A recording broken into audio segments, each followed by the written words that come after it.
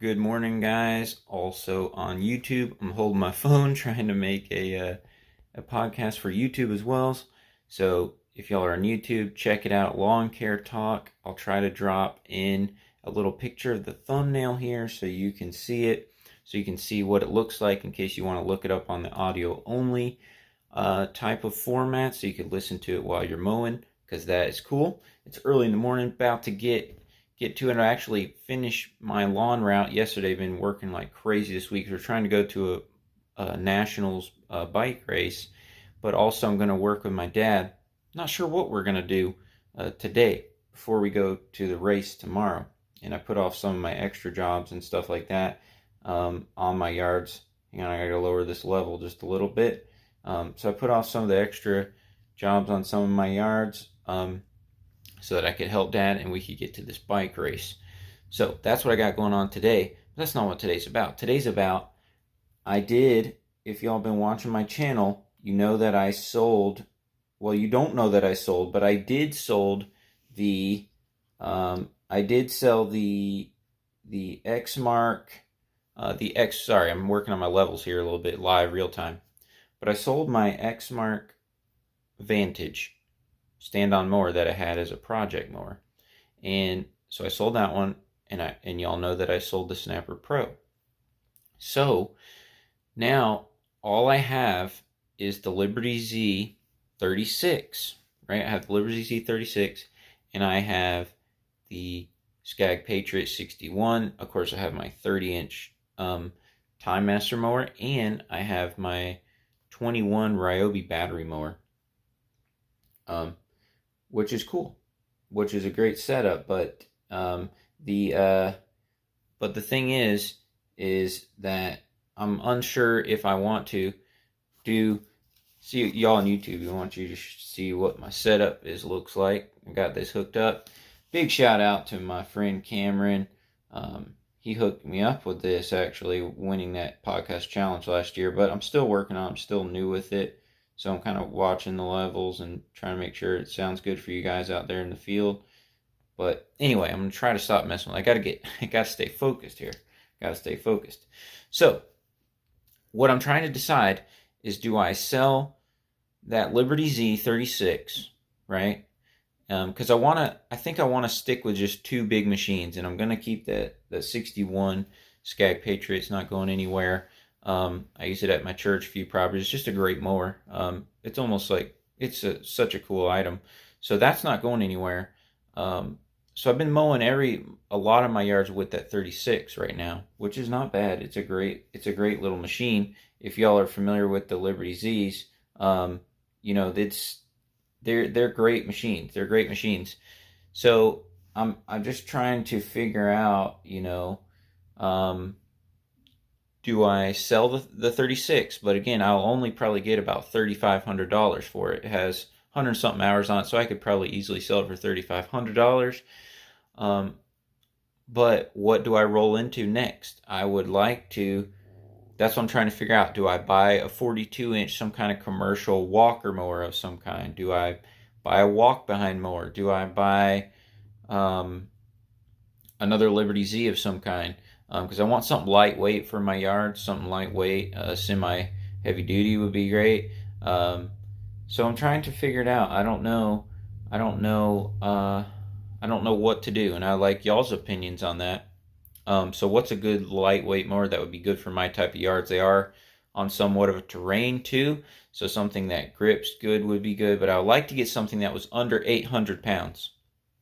For sure, I would like to get something under 800 pounds if possible. And I don't know if I really want to mow all my yards using a walk behind. So that's kind of where I'm like, I don't know, do I get the walk behind?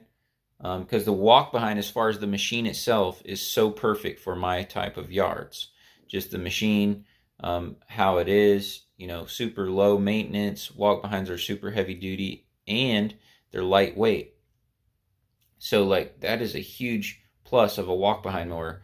Hydro walk behind mowers, they last you a long time. All that, they're also reasonably priced.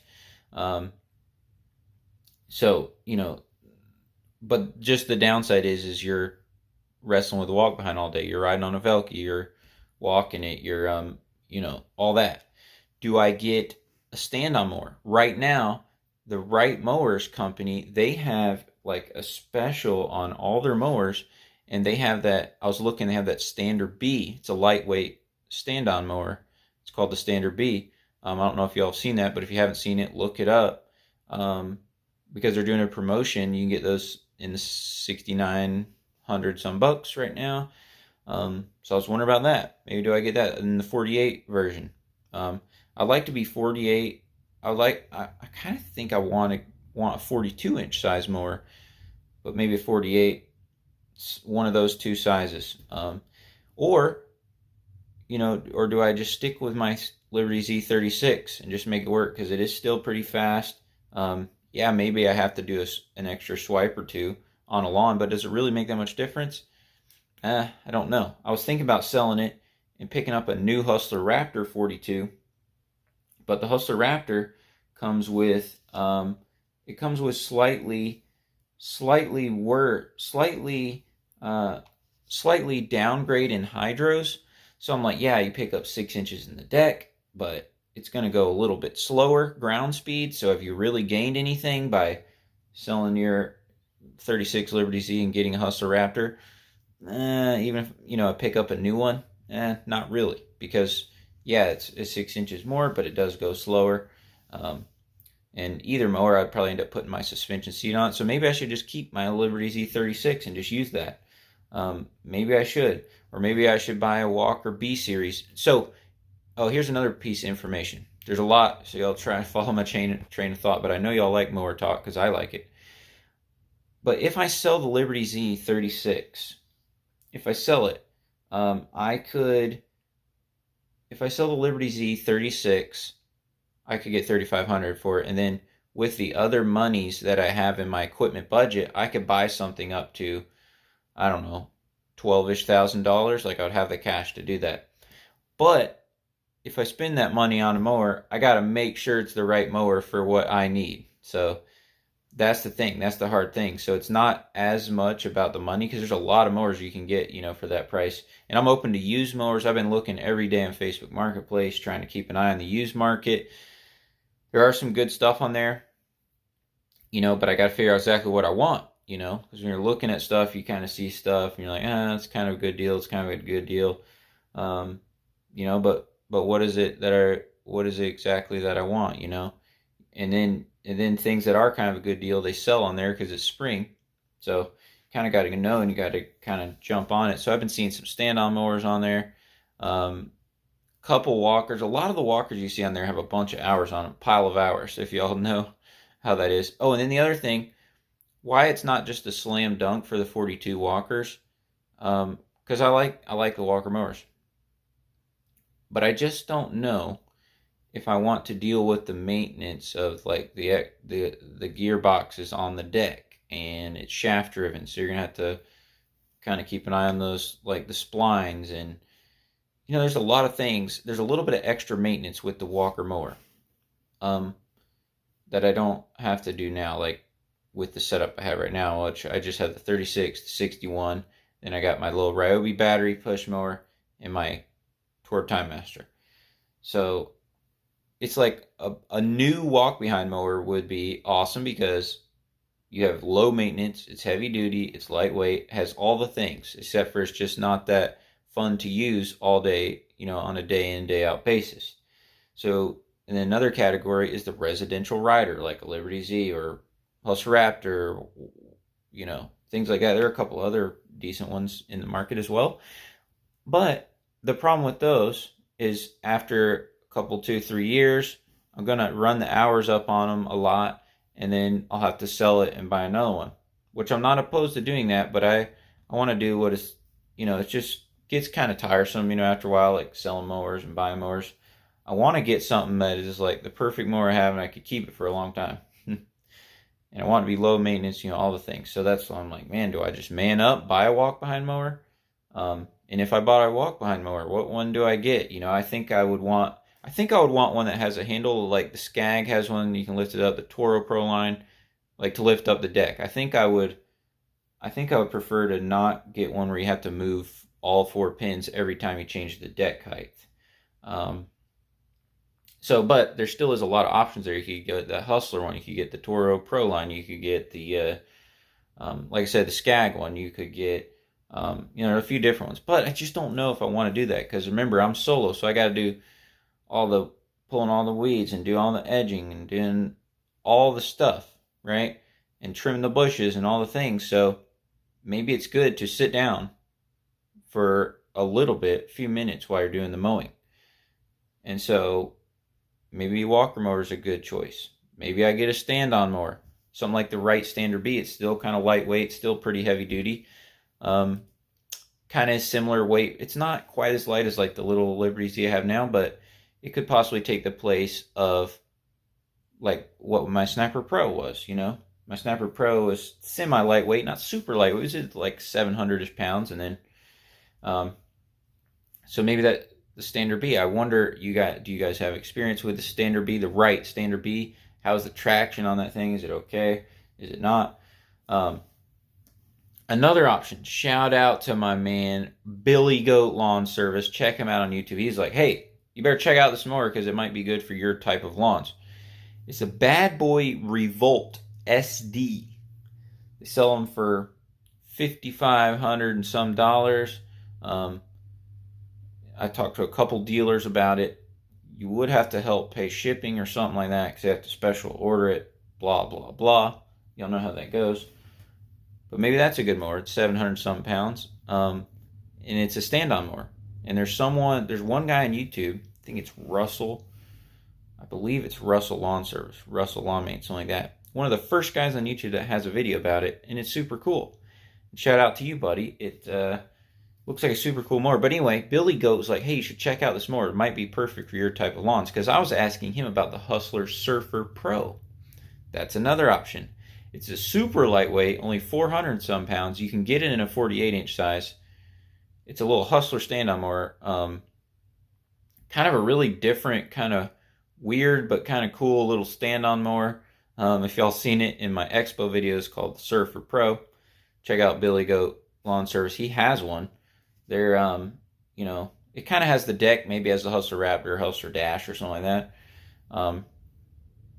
Maybe that's a good mower. I don't know if that's good for everyday use, though. He bought it mainly for backyards. I know it's kind of slow. It has the 1800 transmission, so I'm like, that's probably not good. You get even better transmissions if you just get the regular Hustler Raptor. So, maybe that's a good deal. Maybe I buy a 48-inch Skag Liberty Z. It is hard to beat the Liberty Z. I was talking to my man Jeremy about it the other day. We had a good chat on the phone about it.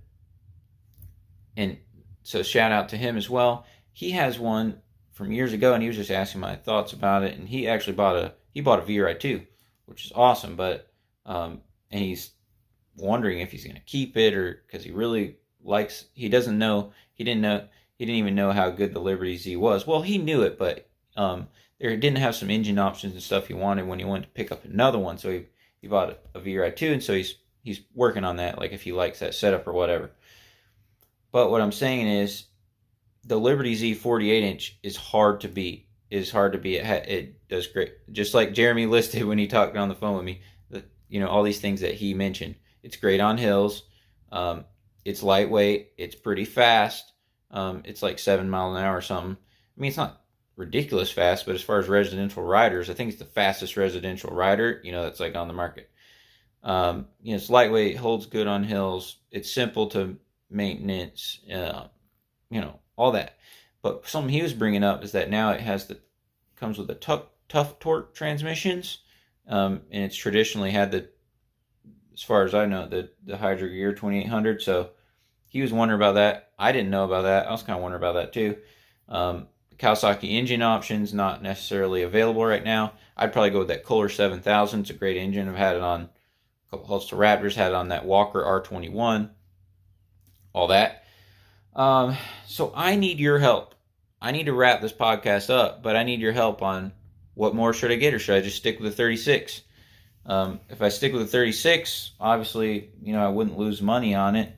And the only downside to buying a Skag 48-inch right now is I've called around, and with tax, those things are darn near $6,000. And, there starts to be more options when you get up in that price range, a little bit. Whereas, years ago, if the Skag Liberty is $4,000, I mean, heck, it's a slam dunk. But when it's $6,000, if you spend 8 you can get a lot of different things, So it's like a lot to think about. So y'all let me know what you're thinking about in that comment section. Let me know, hey, Tony, maybe you should get this more. Hey, maybe you should do this, right? And be sure to check out my podcast on the audio platform. It's just called Lawn Care Talk. And I haven't done one of these in a long time. I haven't done one of these podcasts. Maybe it was like February or something. But we've been crazy busy. If y'all look at my last podcast on the audio, channel, whatever your favorite podcasting platform, whether you Google Podcast, Apple Podcast, whatever it is, my business plans, I've been follow throughing with that. So I've been working insane amount, trying to pay the house down.